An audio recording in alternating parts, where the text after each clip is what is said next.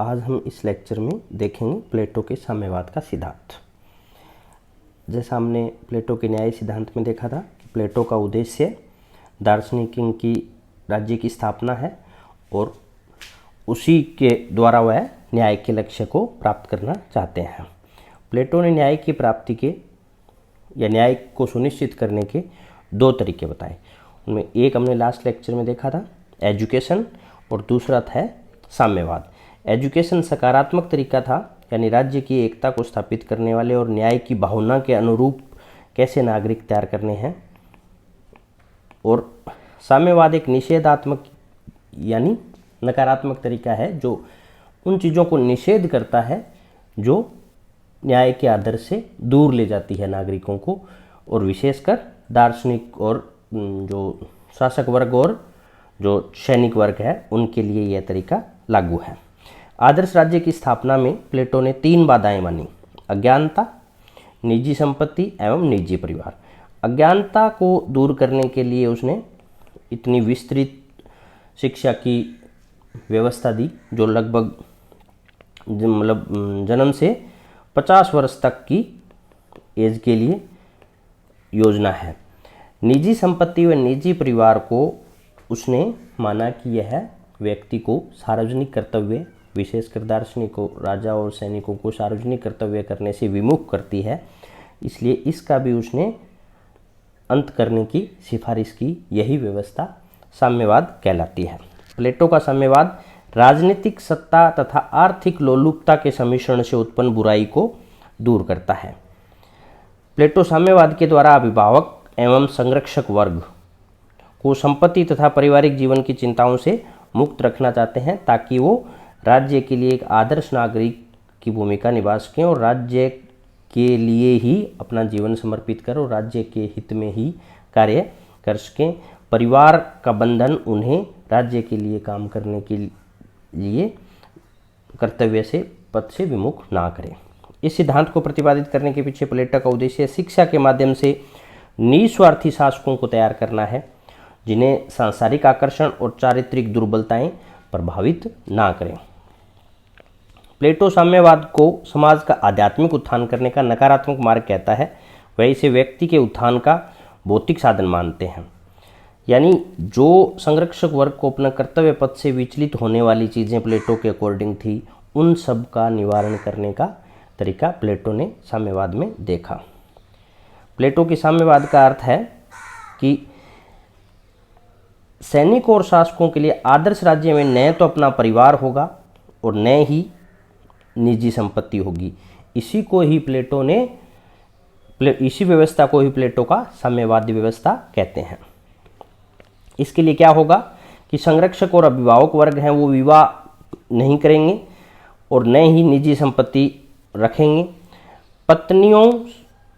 पतियों और बच्चों पर एक व्यक्ति या एक परिवार का अधिकार न होकर वह एक तरीके से साझे संपत्ति होगी। अच्छी संतान और योग्य संतान पैदा करने के लिए जो किस पुरुष और किस महिला के बीच में रिलेशन बनेगा यह भी राज्य के द्वारा तय होगा। संपत्ति पूर्णतः राज्य के नियंत्रण में होगी। अभिभावक वर्ग है वो बैरकों में रहेगा, यानी उनका घर नहीं होगा। सामूहिक रूप से वो भोजन करेंगे। उत्पादक वर्ग अपनी पैदावार का कुछ हिस्सा इनको अनिवार्य आवश्यकताएं पूरी करने के लिए देगा। सामूहिकता की जीवन व्यवस्था को प्लेटो ने पत्नियों या पतियों को साम्यवाद का नाम दिया। ये जो व्यवस्था थी कि इनकी अपनी संपत्ति नहीं होंगी, परिवार नहीं होंगे, इनका किसी एक महिला या किसी एक पुरुष के साथ विशेष लगाव नहीं होगा या अपने बच्चों पर विशेष अधिकार नहीं होगा, इसी व्यवस्था को साम्यवाद कहते हैं। इस प्लेटो का जो ये साम्यवाद का विचार था, यह यद्यपि प्लेटो से पहले भी कुछ विचारकों ने ऐसे सुझाव दिए थे, फिर भी प्लेटो के अपने विचार में कुछ मौलिकताएं हैं। तो वो कौन से प्रेरणा स्रोत थे? प्लेटो के साम्यवादी विचारधारा कोई नवीन और मौलिक विचारधारा नहीं। प्लेटो से पहले भी यूनान में साम्यवाद के बीज विद्यमान थे जो निम्नलिखित हैं। एथेंस में 5वीं शताब्दी ईसा पूर्व में भी साम्यवाद के दर्शन होते हैं, क्योंकि एथेंस में राज्य का व्यक्तिगत संपत्ति पर नियंत्रण था। ये जो कॉन्सेप्ट है व्यक्तिगत संपत्ति पर राज्य का नियंत्रण, साम्यवाद का मूल एक तरीके से यही विचार है। जो संपत्ति को व्यक्ति के हाथ में केंद्रित नहीं होने देना चाहता कि जब राइट टू प्रॉपर्टी रहेगा, व्यक्ति की निजी संपत्ति रहेगी, तो इनइक्वालिटी होगी और इनइक्वालिटी से ही वो सारी समस्याएं पैदा होती है जो साम्यवाद मानता है। स्पार्टा में स्त्रियों को राज्य हित की दृष्टि से शासन संचालन का भार सौंपा जाता था। बालकों को 7 वर्ष की आयु के बाद राज्य को सौंप दिया जाता था। स्पार्टा में सार्वजनिक जलपान गृह और भोजनालयों की व्यवस्था थी। स्पार्टा के नागरिक अपनी उपज का एक भाग सामूहिक भोजनालयों में भेजते थे। ये जो सारे एग्जाम्पल्स हैं वो इस बात का प्रतीक हैं कि प्लेटो से पहले भी इस टाइप के विचार रहे थे। क्रीट नामक नगर में सामूहिक खेती की जाती थी। एथेंस के नगर में भी राज्य अपनी जंगलात में खाने थी। एथेंस में पाइथागोरस का मत था कि मित्रों की संपत्ति पर समान रूप से सबका अधिकार है। यह विचार भी अपने आप में साम्यवादी विचार था। यूरिपाइडिस नामक विचारक ने स्त्रियों के साम्यवाद की बात भी प्लेटो से पहले ही कर दी थी। हेरोडोटस ने अर्गाइथीसियंस की चर्चा में नारियों के साम्यवाद तथा प्रथा का वर्णन किया है। यानी न केवल संपत्ति का साम्यवाद बल्कि स्त्रियों का साम्यवाद भी प्लेटो से पहले 2 विचारक इसकी चर्चा कर चुके थे। और प्रेरणा स्रोत के रूप में जो तत्कालीन परिस्थितियां थी उनका क्या प्रभाव पड़ा? प्लेटो के साम्यवादी विचार पर तत्कालीन परिस्थितियों का बहुत ज़बरदस्त प्रभाव पड़ा। उसमें सबसे जो महत्वपूर्ण था वो हम देखते थे कि कैसे सुकरात जो प्लेटो के गुरु थे उनको लोकतंत्र में मौत के घाट उतार दिया गया। तब से प्लेटो को लोकतंत्र से मोह भंग हो गया और उसने लोकतंत्र में जो खामियां ढूंढी उन्हीं खामियों का निराकरण करने के लिए ही अपने विचार प्रस्तुत किए। लोकतंत्र में सबसे महत्वपूर्ण उसने देखा कि जो शासक है वह ज्ञान के द्वारा प्रेरित नहीं है। इसीलिए उसने माना कि इस समस्या का हल तभी हो सकता है जब ज्ञान यानी नॉलेज सुप्रीम हो, नॉलेज रूल करे। तब उसने दार्शनिक किंग की संकल्पना प्रस्तुत की। प्लेटो के काल में संपत्तिशालियों के हित में शासन का संचालन होता था। शोषण प्रथा प्रचलित थी। वे आर्थिक तत्व राजनीतिक वातावरण पर प्रभावी थे। महिलाओं की दशा दयनीय थी। तो ये वो चीज़ें हैं तत्कालीन परिस्थितियाँ जिन्होंने प्लेटो के साम्यवाद के विचार को प्रभावित किया। प्लेटो के साम्यवाद की विशेषताएं क्या है? अर्ध साम्यवाद। अर्ध साम्यवाद से तात्पर्य है कि प्लेटो के जो साम्यवाद के विचार हैं, भले ही संपत्ति का साम्यवाद हो या परिवार का साम्यवाद हो, ये समाज के सभी वर्गों की बजाय सिर्फ शासक वर्ग पर ही लागू होते हैं। प्लेटो ने इन्हीं के लिए ही लागू करने की वकालत की थी। न्याय की पूरक व्यवस्था। प्लेटो के न्याय सिद्धांत का प्रमुख उद्देश्य आदर्श राज्य की स्थापना करना है। यानी प्लेटो का उद्देश्य आदर्श राज्य की स्थापना करना है। शिक्षा और साम्यवाद ये 2 पूरक रास्ते उस आदर्श राज्य की स्थापना करने के साधन हैं। अभिजातवादी यानी ये सिर्फ उच्च वर्ग के लिए है। राजनीतिक है, जो आज हम मार्क्स का साम्यवाद पढ़ते हैं। आपने सुना होगा कम्युनिज्म होने का, कम्युनिस्ट का क्या अर्थ है, कम्युनिज्म का क्या तात्पर्य है। तो वो मुख्यतः जो वर्तमान मॉडर्न कम्युनिज्म की बात है वह है इकोनॉमिक इनइक्वालिटी, उसको वो एड्रेस करना चाहते हैं। लेकिन प्लेटो का जो साम्यवाद है वह आर्थिक की बजाय राजनीतिक ज़्यादा है। वो राजनीतिक दोषों को दूर करना चाहते हैं, राज्य की राजनीतिक एकता को इंश्योर करना चाहते हैं। तपस्यात्मक से तात्पर्य है कि प्लेटो का जो आदर्श है उसमें वह शासक वर्गों से भौतिक सुखों के त्याग की, जीवन त्याग की बात करते हैं बजाय भोग के। आर्थिक ढांचे में परिवर्तन नहीं। उत्पादक वर्ग को इस व्यवस्था से बाहर रखता है। यानी उत्पादक वर्ग है वह साम्यवाद से प्रभावित नहीं है, वह निजी संपत्ति का स्वामी बना रहता है। यानी आर्थिक ढांचा यथावत रहता है, सिर्फ और सिर्फ शासक वर्ग के साथ छेड़छाड़ करता है। राज्य की एकता का रक्षक है। प्लेटो का जो मुख्य उद्देश्य है वह है राजनीतिक स्थायित्व, राज्य की एकता। और इन्हीं राज्य की एकता को प्रभावित करने वाले तत्वों को एड्रेस करने के लिए उसने शिक्षा और साम्यवाद की व्यवस्था का प्रावधान किया। साम्यवाद के प्रकार। प्लेटो के साम्यवाद के 2 प्रकार हैं। संपत्तियों का साम्यवाद, संपत्ति का साम्यवाद और पत्नियों का साम्यवाद।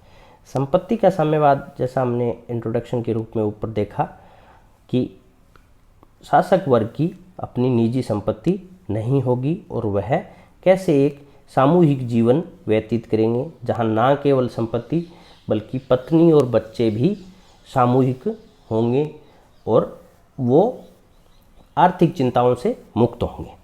पत्नियों का साम्यवाद से तात्पर्य यानी शासक वर्ग है उसका अपना निजी परिवार भी नहीं होगा, ताकि किसी महिला के प्रति प्रेम या अपने संतान का मोह उसे राजकीय कार्य करने से रोके नहीं, कर्तव्य से विमुख ना करे, पथ से ना भटकाए। इसलिए शासक वर्ग के लिए ना केवल संपत्ति बल्कि पत्नियां भी सामूहिक होंगी और किसी एक बच्चे पर अपना अधिकार नहीं होगा कि वह बच्चा अपना है। राज्य ही निश्चित करेगा कौन पुरुष और कौन महिला संसर्ग द्वारा संतति पैदा करेंगे और वह संतति उनकी अपनी निजी संतति के रूप में नहीं होगी बल्कि राज्य ही उसका पालन पोषण करेगा। संपत्ति का साम्यवाद अभिभावक वर्ग के लिए है, यानी उत्पादक वर्ग को इसे वंचित रखा गया। अभिभावक वर्ग से तात्पर्य शासक और सैनिक वर्ग से है। निजी संपत्ति निश्चित होगी, इनके लिए निजी संपत्ति नहीं होगी, कोई निजी भूमि, कोई निजी घर नहीं, राज्य के द्वारा बैरकों में रहेंगे। उत्पादक वर्ग को इनकी इतनी जीवनवृत्ति दी जाएगी यानी आर्थिक चिंताओं से मुक्त रहेंगे। सोने चांदी के सामान को तो स्पर्श करना भी निषिद्ध होगा। चल अचल संपत्ति से विरक्त होकर वे देश की सेवा और रक्षा करेंगे, इसी में उनकी मुक्ति और ऐसा करने में ही वह राज्य के रक्षक बन सकेंगे। प्लेटो ने संपत्ति संबंधी साम्यवाद की कुछ विशेषताएं। यह साम्यवाद सभी नागरिकों के लिए नहीं, केवल शासक और सैनिक वर्ग के लिए है, ये हमने देख लिया। इसका उद्देश्य संपूर्ण समाज का कल्याण है। देखो, इसको निश्चित भले ही दो वर्गों के लिए किया है, लेकिन इसका अर्थ सिर्फ उन दो वर्गों का कल्याण से नहीं है, इसका तात्पर्य संपूर्ण राज्य का कल्याण है। वह तभी होगा जब शासक वर्ग और सैनिक वर्ग इन लोभ लालच से मुक्त होंगे। प्लेटो का साम्यवाद भोग का नहीं बल्कि त्याग का मार्ग है। फोस्टर के शब्दों में प्लेटो के संरक्षक वर्ग को सामूहिक रूप से संपत्ति का स्वामित्व ग्रहण करना नहीं वरना इसका त्याग करना है। इसका उद्देश्य राजनीतिक है बजाय आर्थिक है। प्लेटो की संपत्ति के साम्यवाद को किस आधार पर प्लेटो ने जस्टिफाई किया? हमने देखा था कि प्लेटो ने कहा कि व्यक्ति अपने मूल गुण के आधार पर, व्यक्तियों में 3 गुण मिलते हैं और उन 3 गुणों के आधार पर 3 वर्ग होते हैं। तो यानी प्लेटो ने अपने इस विचार को इस आधार पर जस्टिफाई किया कि व्यक्ति प्रकृति से ही 3 वर्गों के अकॉर्डिंग उनमें 3 गुण होते हैं, तो उसी को ही उसने साम्यवाद और अपनी एजुकेशन का आधार बनाया, यानी मनोवैज्ञानिक आधार पर उसने इसे जस्टिफाई किया। प्लेटो के अनुसार शासक और सैनिक आत्मा के विवेक और साहस तत्व का क्रमशः प्रतिनिधित्व करते हैं। इन तत्वों से प्रेरित होकर वह अपने निश्चित कार्य करते हैं। इन तत्वों से प्रेरित तो वो मानते हैं कि ये जो क्षुधा रूपी निकृष्ट तत्व हैं वे इस कार्य को प्रभावित नहीं करें। इसलिए दार्शनिक शासकों के सैनिक वर्ग को निजी संपत्ति की व्यवस्था नहीं होनी चाहिए। दूसरा माना कि प्लेटो का राजनीतिक आधार है। प्लेटो की संपत्ति का सिद्धांत 2 आधारों पर राजनीतिक है। एक है यह सिर्फ शासक व सैनिक वर्ग पर लागू होता है। दूसरा, वह शासक के ऊपर धन का बहुत बुरा प्रभाव पड़ता है। इस बुराई को दूर करने के लिए ही प्लेटो ने उन्हें संपत्ति से मुक्त किया था। नैतिक आधार है कि प्लेटो ने इस बात पर विश्वास करता है कि व्यक्ति का अस्तित्व मात्र स्वार्थ सिद्धि के लिए है। उसके अनुसार कर्तव्य का पूर्ण निष्ठा के साथ संपादन करना, अपने योग्य कार्य क्षेत्र की सीमा में रहकर वह समष्टि के एक अभिन्न अंग के रूप में अपने अस्तित्व को स्वीकार करके ही व्यक्ति अपने जीवन को सार्थक बना सकता है। यानी प्लेटो जो शिक्षा और साम्यवाद दोनों की व्यवस्था करता है, उसका मतलब है कि वह व्यक्तिगत हित की बजाय सामाजिक हित की पूर्ति करना चाहते हैं। सामाजिक हित जो है वह है उसी की परिणति है कि वह एक राज्य में एकता स्थापित करना चाहते हैं और समाज हित का भला इसी में है कि सभी तीन वर्ग अपनी नेचर के अकॉर्डिंग कर्तव्यों का पालन करें और वो अपने अपने कर्तव्य पथ पर निरंतर चलते रहें। तो उनको जो चीज़ डिस्टर्ब कर सकती थी उसको रिमूव करने की कोशिश प्लेटो ने साम्यवाद के आधार पर की है। इसका फिलोसॉफिकल जस्टिफिकेशन प्लेटो ने कार्य विशिष्टीकरण के आधार पर दिया कि कोई व्यक्ति जिस काम के लिए जितना योग्य है अगर वह वही करेगा तो वह कार्य और अच्छा होगा। संपत्ति के साम्यवाद के उद्देश्य है, यह हमने देख लिया कि उद्देश्य सार्वजनिक हैं बजाय व्यक्तिगत हित के। भले ही यह सिर्फ दो ही वर्गों तक सीमित है लेकिन इसका उद्देश्य सार्वजनिक है और वह मुख्य उद्देश्य है वह है राज्य की एकता।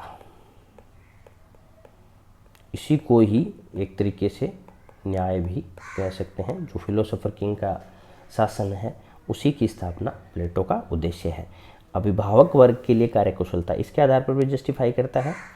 राज्य की एकता के लिए, सामाजिक भ्रातृभाव के लिए, ये उद्देश्य प्लेटो ने अपने साम्यवाद के माने। प्लेटो के संपत्ति संबंधी साम्यवाद की आलोचना है। सेबाइन, बार्कर, पोपर, अरस्तु तथा अन्य बहुत से विद्वानों ने इस सिद्धांत की आलोचना की। मुख्य आलोचना हम प्लेटो के इस सिद्धांत की पढ़ते हैं, वो प्लेटो के ही शिष्य अरस्तु के द्वारा की गई आलोचना पढ़ते हैं। अरस्तु ने क्या कहा? अरस्तु ने कहा यह धारणा मानवीय प्रकृति की मूलभूत प्रवृत्तियों की अवहेलना करती है। यानी निजी संपत्ति का जो विचार है वह मानव की स्वाभाविक प्रवृत्ति के अनुरूप है, तभी उसमें प्रगतिशीलता रहती है, वह आगे बढ़ने की भावना रहती है, तभी उसमें जीवन का एक तरीके से मीनिंग वह ढूंढता है। अगर उसको आगे बढ़ने की भावना से आप विरक्त कर देंगे तो उसके जीवन का कोई अर्थ नहीं रह जाएगा। इसलिए उन्होंने प्लेटो की यह कह के आलोचना की कि प्लेटो का यह जो विचार है यह मानव की स्वाभाविक प्रवृत्ति के विरुद्ध है। अरस्तु साम्यवाद को जीवन के सामान्य अनुभव के विरुद्ध मानते हैं। संपत्ति की साझी व्यवस्था कभी भी सामाजिक कल्याण में वृद्धि नहीं कर सकती, जैसा प्लेटो ने उसकी व्यवस्था की थी। अरस्तु के अनुसार व्यक्तिगत संपत्ति की प्रथा का विकास हमारी सभ्यता के विकास का प्रतीक है। व्यक्तिगत संपत्ति का भाव प्रगति के मार्ग को रोकता है। ये हमने देख लिया कि संपत्ति का जो कंसेप्ट है वह किसी अचानक ओवरनाइट डेवलप नहीं हुआ, वह जैसे जैसे सभ्यता इवॉल्व हुई और उसी में निहित है सभ्यता की प्रगति। तो प्लेटो का यह कहना कि किसी व्यक्ति को निजी संपत्ति से मुक्त रखा जाता है ताकि वह किसी लोभ लालच में ना आए, यह सभ्यता की प्रगति के ही विरुद्ध है। इससे परोपकार और उदारता की श्रेष्ठ मानवीय संभावनाएं नष्ट हो जाएंगी, क्योंकि व्यक्ति परोपकारी संबंधी कार्य निजी संपत्ति के आधार पर ही करते हैं। ये सब आरोप हैं जो अरस्तु ने प्लेटो पर लगाए या प्लेटो की उसके सिद्धांत की आलोचना की। व्यक्तिगत संपत्ति के लिए उत्साह और लगन के कारण ही व्यक्ति कार्य करता है। प्लेटो की यह योजना बहुमत को शामिल नहीं करती, यानी बहुत बड़ा वर्ग है वो इससे बाहर है। अरस्तु का मानना है कि बिना संपत्ति के अभिभावक वर्ग सुखी नहीं रह सकता। राज्य की एकता को उचित शिक्षा द्वारा ही बढ़ाया जाना चाहिए, साम्यवाद से नहीं। अरस्तु ने कहा कि जो दो तरीके प्लेटो ने बताए हैं, एजुकेशन का तरीका राज्य की एकता की स्थापना के लिए सही है, लेकिन साम्यवाद गलत है। प्लेटो स्वयं आत्मिक उपाय को भौतिक उपाय से अधिक महत्व देते हैं, अतः साम्यवाद एक गौण उपाय है। अरस्तु ने यह भी प्लेटो पर आरोप लगाए कि प्लेटो ने अपने संपूर्ण विचार श्रृंखला में राज्य की एकता पर आवश्यकता से भी अधिक बल दे दिया है। उसने राज्य की वेदी पर व्यक्ति की इच्छाओं का यानी व्यक्ति को बलि कर दिया। यह प्लेटो की महत्वपूर्ण आलोचनाएं थी अरस्तु के द्वारा। अन्य विद्वानों ने भी आलोचनाएं की, जो जैसे सद्गुणों के विकास में बाधक। विभिन्न वैज्ञानिक राजनीतिक शास्त्रियों के अनुसार जो प्लेटो का निजी संपत्ति का पत्नियों का साम्यवाद है वह व्यक्ति में अन्य गुणों के साम्यवाद में बाधक है, इस स्वभाव के प्रतिकूल है। हमने देख लिया। न्यायपूर्ण वितरण की समस्या आती है, व्यक्ति की प्रेरणा शक्ति का ह्रास होता है। सेम अरस्तु ने भी यही बात कही, इसे मनोवैज्ञानिक भी माना, यानी प्लेटो ने भले ही इसे मानव की प्रकृति या प्रवृत्ति के अनुरूप इसे जस्टिफाई किया था, लेकिन अगर हम व्यक्ति का मनोविज्ञान देखते हैं तो वह ऐसा नहीं है। अर्ध साम्यवाद है, डेफिनेटली सिर्फ 2 वर्गों तक सीमित है, मानव स्वतंत्रता को बलि चढ़ा देता है। यह अरस्तु ने भी प्लेटो पर आरोप लगाया था। आध्यात्मिक रोगों के लिए भौतिक उपचार है, यानी व्यक्ति की जो एक तरीके से प्रकृति है लोभ लालच की या अपने परिवार के लिए कार्य करने की, तो ये जो आध्यात्मिक समस्याएं हैं सोच विचार की, इनका भौतिक तरीके से उपचार करने की कोशिश की गई है, जो कि सफल नहीं है। तपस्यात्मक यानी यह शासक वर्ग से भोग विलास की दुनिया से दूर एकदम विरक्त जिंदगी जीने की आशा करता है।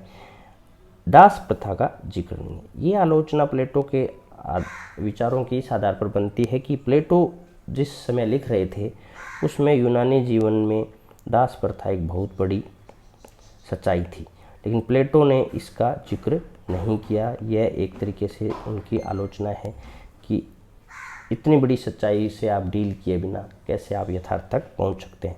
संपत्ति पर एक पक्षीय विचार है, यानी संपत्ति को बुरा ही माना गया है, संपत्ति को व्यक्ति के कर्तव्य पथ से डिगाने वाला ही माना गया है, जबकि ऐसा नहीं है।